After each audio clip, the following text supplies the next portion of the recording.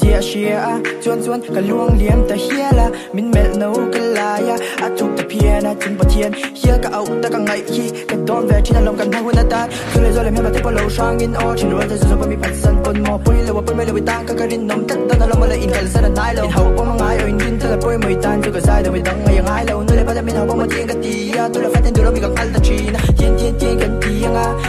nia kan him nga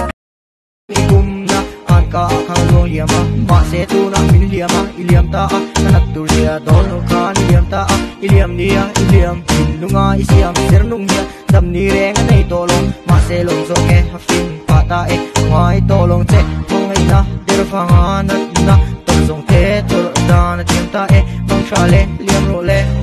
e mong tra le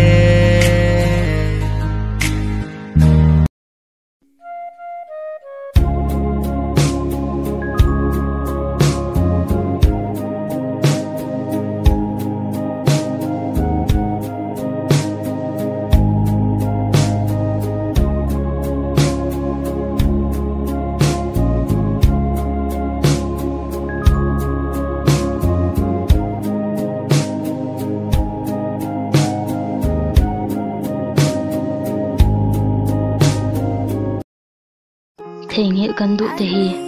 kan sha jing chin ti an ni a mangai to lo kan du te hi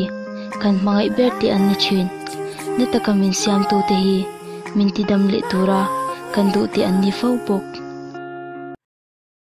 nimina ngai chi a mangai emem tu che ke hian voina po ka ngai che in ka mangai emem che a tu tiang thau chuan na tu ka le kum khwa in ka ngai che in ka mangai reng fa wang che ka mangai ber in tat sia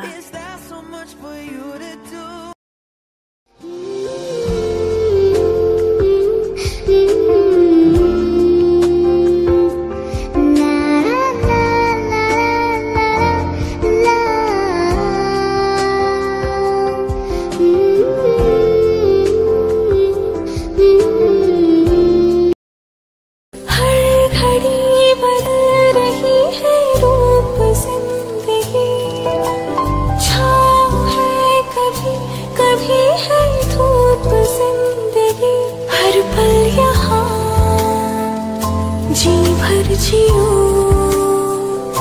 जो है समा कल हो